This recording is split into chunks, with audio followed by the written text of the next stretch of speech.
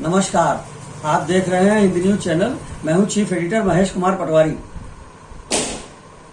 उत्तर प्रदेश के जनपद लखीमपुर खीरी में बाढ़ का भीषण प्रकोप। 4 दिन की बरसात में सैकड़ों गांव डूब गए। लगभग 1200 एकड़ जमीन की खेती की फसल नष्ट हो गई और पूरे देश में इसकी चर्चा हुई। तब मुख्यमंत्री योगी आदित्यनाथ आज 10 जुलाई बुधवार को लखीमपुर खीरी और पीलीभीत के दौरे पर आए। मुख्यमंत्री ने बोट से किया लखीमपुर खीरी में बाढ़ से प्रभावित इलाकों का दौरा। बोले, किसी को घबराने की ज़रूरत नहीं है, उत्तर प्रदेश सरकार आपदा की घड़ी में आपके साथ है। आज बुधवार 10 जुलाई को मुख्यमंत्री का राजकीय हेलीकॉप्टर शारदा नगर हेलीपैड पर उतरा। एनडीआरएफ के मोटर बोट से मुख्यमंत्री ने प्रदेश के जल शक्ति मंत्री स्वतंत्र देव सिंह के साथ धौरहरा तहसील निघासन विधानसभा की बाढ़ प्रभावित गांव मजरा महादेव का दौरा किया। सीएम ने अधिकारियों से राहत कार्यों के बारे में जाना और बाढ़ पीड़ितों की सहायता और यथासंभव मदद के निर्देश दिए। बाढ़ पीड़ित क्षेत्र का हेलीकॉप्टर से दौरा करते मुख्यमंत्री उतरे लखीमपुर खीरी में शारदा नगर क्षेत्र में। बाढ़ प्रबंधन के लिए उन्होंने सिंचाई खंड शारदा नगर कॉलोनी मैदान में जनप्रतिनिधियों अधिकारियों के साथ बैठक कर हालात की समीक्षा की और आवश्यक दिशा निर्देश दिए। मुख्यमंत्री ने किया बाढ़ प्रभावित क्षेत्रों का हवाई सर्वे और पीड़ितों में बांटी राहत सामग्री। कार्यक्रम में बोले मुख्यमंत्री, युद्ध स्तर पर बचाव और राहत कार्य जारी है और राहत और बचाव कार्य अंतिम समय तक जारी रखे जाएं। मोटर बोट से बाढ़ प्रभावित गांवों का निरीक्षण करने के लिए जाते मुख्यमंत्री योगी आदित्यनाथ नदी और तटबंधों के बीच बसे लोगों को सुरक्षित स्थानों पर बसाने का उन्होंने वादा किया और उन्होंने कहा कि बाढ़ के चलते जिनके मकान क्षतिग्रस्त हो गए हैं उनके लिए भी सरकार धनराशि देगी। यदि किसी का मकान कटान के चलते नदी में विलीन हो गया है तो सरकार उसे न केवल आवास के लिए पट्टा देगी बल्कि उसके लिए सीएम आवास से योजना से आवास की भी व्यवस्था की जाएगी। उन्होंने इस मौके पर बाढ़ प्रभावितों में राहत सामग्री भी बांटी। बाढ़ पीड़ितों की बर्बाद फसलों की क्षतिपूर्ति का भी उन्होंने आश्वासन दिया और मुआवजा देने का वादा किया। आपदा में मृत्यु के साथ पशुहानि होने पर भी 4 लाख रुपए तक की तत्काल सहायता देने की उन्होंने घोषणा की। बाढ़ की आशंका को देखते हुए एनडीआरएफ, एसडीआरएफ, पीएसी की फ्लड यूनिट को पहले ही सक्रिय कर दिया गया था। राहत सामग्री दी जा रही है। प्रत्येक राहत सामग्री किट में तिरपाल, खाद्य वस्तुएं, राशन सामग्री, गल्ला, मसाला, तेल, सरसों मसाले आदि भी दिए जा रहे हैं। मुख्यमंत्री योगी आदित्यनाथ क्षेत्र में दौरा करके बाढ़ प्रभावितों से मिलते हुए पीलीभीत, पूरनपुर, लखीमपुर खीरी, निघासन, धौरहरा आदि क्षेत्र में मुख्यमंत्री ने किया दौरा। बाढ़ प्रभावित क्षेत्रों का किया सर्वे, हवाई सर्वे। मुख्यमंत्री के चापर हेलीकॉप्टर खीरी जिले के संपूर्ण नगर पालिका के हवाई सर्वेक्षण में उतरा। शारदा नगर में लैंड किया। शारदा नगर में बाढ़ खंड में मुख्यमंत्री योगी ने की प्रेस वार्ता। बाढ़ पीड़ितों को पीएम आवास योजना की तरह योजना बनाकर पुनः स्थापित किया जाएगा। जन हानि, धन हानि और पशु हानि से आपदा कोष से सहायता दी जाएगी। सभी सामुदायिक स्वास्थ्य केंद्र, प्राथमिक स्वास्थ्य केंद्र और सरकारी अस्पतालों में सांप आदि जहरीले जीवों और कुत्ते से काटने के इंजेक्शन पर्याप्त मात्रा में उपलब्ध हैं और यदि उपलब्ध नहीं है तो वहां उपलब्ध शीघ्र कराए जाएंगे। आपदा पीड़ितों को राहत किट बांटी। बच्चों से उन्होंने बात की, बच्चों को दिलराया और प्यार किया। मुख्यमंत्री योगी आदित्यनाथ का बच्चों से अथाह प्रेम जग जाहिर है। बच्चों को बुला करके उन्होंने बात पूछी, बात बताई, उनसे पूछा, राहत सामग्री के बारे में पूछा, उनकी पढ़ाई लिखाई के बारे में पूछा और परिवार की कुशल क्षेम की जानकारी की। मुख्यमंत्री ने तमाम बच्चों से भी बातचीत की जो हिंद न्यूज़ आपको सबसे पहले दिखा रहा है। मुख्यमंत्री के साथ में जिले के तमाम विधायक, मंडल आयुक्त, जिलाध्यक्ष, एडीजी, आईजी, जिलाधिकारी लखीमपुर खीरी, पुलिस अधीक्षक लखीमपुर खीरी, सीडीओ, एडीएम समेत तमाम अधिकारी मौजूद रहे।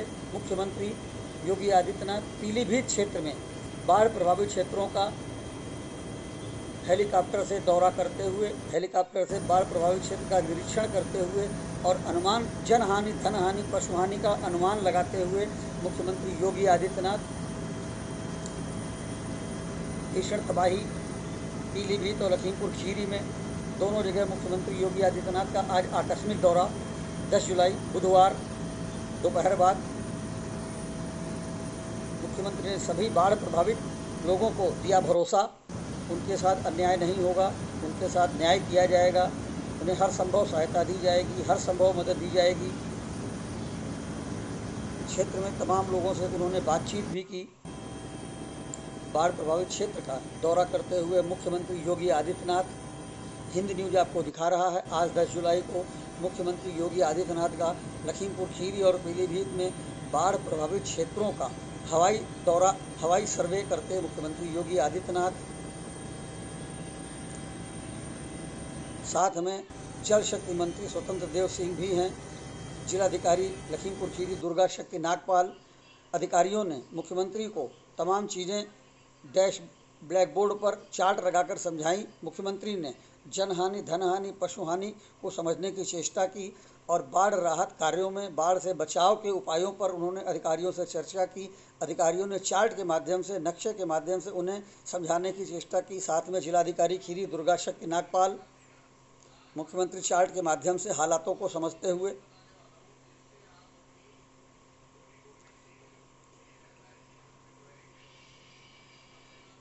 अधिकारी मुख्यमंत्री को बताते हुए बाढ़ का प्रभावित एरिया, बाढ़ से प्रभावित गांव, बाढ़ से प्रभावित लोग आदि के बारे में पूर्ण जानकारी उपलब्ध कराते अधिकारी।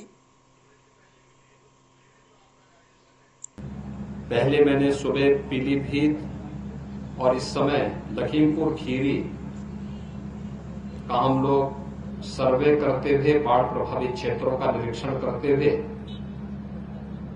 मैं यहां पर आपके बीच में आया हूं। 133 गांव जुलाई मास के प्रथम सप्ताह में ही आई इस अतिवृष्टि के कारण बाढ़ की चपेट में है। हजारों हेक्टेयर भूमि जो खेती की फसल की भूमि है वह फसल उससे प्रभावित हुई है। बाढ़ से बचाव के लिए जनप्रतिनिधिगण और स्थानीय प्रशासन यहां पर अभी से पूरी तैयारी के साथ लगा हुआ है। आपने शारदा बैराज के पास और अन्य क्षेत्रों में भी देखा होगा कि समय पर बाढ़ बचाव के उपाय करने के कारण बहुत सारी जगह में अचानक आई इस बाढ़ के कारण जनधन की बड़ी हानि को रोकने में मदद मिली। आपके जो विधायकगण हैं, जनप्रतिनिधिगण हैं, इनके द्वारा जो प्रयास समय पे किया गया था, आज उसका परिणाम है कि एक बड़ी आबादी को हम लोगों ने इससे बचाने में मदद की। लेकिन नेपाल और उत्तराखंड से काफी बड़े पैमाने पर पानी छोड़ने के कारण नदी में जलस्तर काफी वृद्धि हो गई थी, जिसके कारण जुलाई के प्रथम सप्ताह में ही बाढ़ की इस विभीषिका से जूझना पड़ रहा है। बचाव के लिए हम लोगों ने एनडीआरएफ, एसडीआरएफ, पीएससी की फ्लड यूनिट, इन सबको तो लगाया ही है। स्थानीय गोताखोर भी हैं। हर ग्राम पंचायत में नौकाओं की व्यवस्था के लिए भी कहा गया।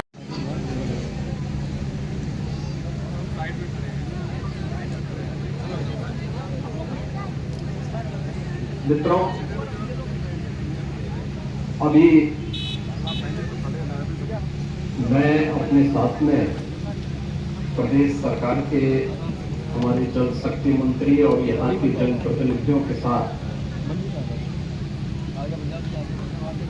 पहले मैंने सुबह पीलीभीत और इस समय लखीमपुर खीरी का हम लोग सर्वे करते हुए बाढ़ प्रभावित क्षेत्रों का निरीक्षण करते हुए मैं यहाँ पर आपके बीच में आया हूँ। 133 गांव जुलाई मास के प्रथम सप्ताह में ही आई इस अतिवृष्टि के कारण बाढ़ की चपेट में है। हजारों हेक्टेयर भूमि जो खेती की फसल की भूमि है वह फसल उससे प्रभावित हुई है। बाढ़ से बचाव के लिए जनप्रतिनिधिगण और स्थानीय प्रशासन यहां पर अभी से पूरी तैयारी के साथ लगा हुआ है। आपने शारदा बैराज के पास और अन्य क्षेत्रों में भी देखा होगा कि समय पर बाढ़ बचाव के उपाय करने के कारण बहुत सारी जगह में अचानक आई इस बाढ़ के कारण जनधन की बड़ी हानि को रोकने में मदद मिली। आपके जो विधायकगण हैं, जनप्रतिनिधिगण हैं, इनके द्वारा जो प्रयास समय पे किया गया था, आज उसका परिणाम है कि बड़ी आबादी को हम लोगों ने इससे बचाने में मदद की। लेकिन नेपाल और उत्तराखंड से काफी बड़े पैमाने पर पानी छोड़ने के कारण नदी में जलस्तर काफी वृद्धि हो गई थी, जिसके कारण जुलाई के प्रथम सप्ताह में ही बाढ़ की इस विभीषिका से जूझना पड़ रहा है। बचाव के लिए हम लोगों ने एनडीआरएफ, एसडीआरएफ, पीएससी की फ्लड यूनिट, इन सबको तो लगाया ही है। स्थानीय गोताखोर भी हैं। हर ग्राम पंचायत में नौकाओं की व्यवस्था के लिए भी कहा गया है। बाढ़ चौकियां भी यहां पर 38 बाढ़ चौकियां भी स्थापित की गई हैं। बाढ़ से 12 जनपद वर्तमान में प्रदेश के प्रभावित हैं और इन 12 जनपदों में राहत और बचाव के कार्य युद्ध स्तर पर चलाए जा रहे हैं। और मैं आज स्वयं भी पीलीभीत और लखीमपुर जनपद का दौरा करने के लिए आया हूं। जनपद लखीमपुर में लगभग 1 लाख की आबादी बाढ़ से प्रभावित है और इसमें हम लोगों ने यहां पर अभी तक यद्यपि कोई जनहानि और धनहानि हुई है, लेकिन जनहानि नहीं हुई है, पशुहानि नहीं होने के समाचार अभी देखने को मिले हैं। लेकिन साथ साथ प्रशासन को पहले से इस बात की हिदायत दी गई है,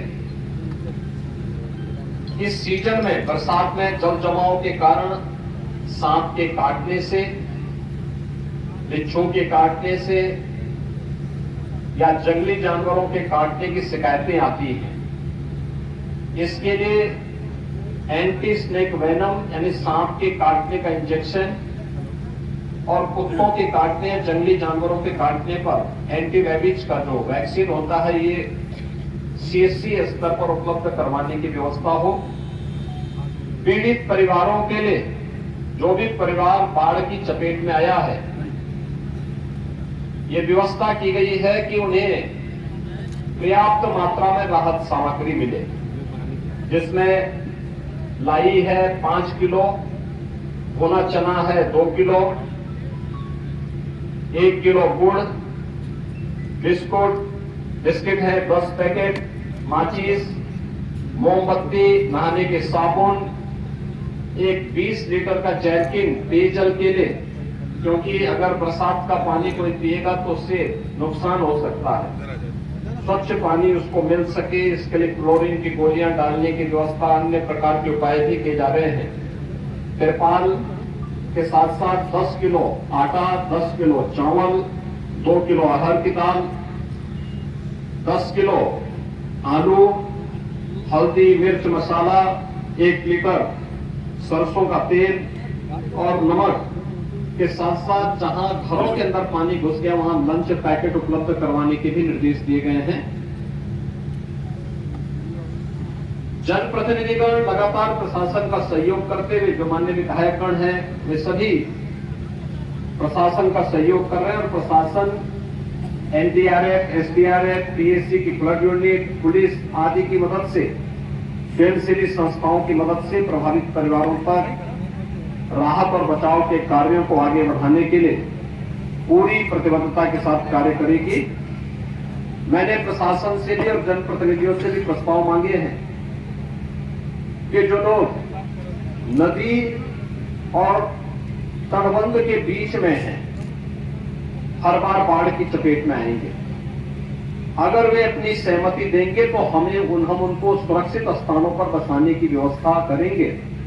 इसके लिए उनके लिए आवास वगैरह बनाने की व्यवस्था करेंगे। जैसे कि लखीमपुर खीरी में पहले हम लोगों ने प्रधानमंत्री आवास योजना की एक मॉडल, एक पूरी नई कॉलोनी के रूप में उसे विकसित करने के कार्य किए हैं और यही कार्य हम लोग यहां पर उन बाढ़ पीड़ितों के बचाव के लिए करेंगे। जो भी लोग उससे प्रभावित होंगे या जो लोग उस प्रकार के प्रस्ताव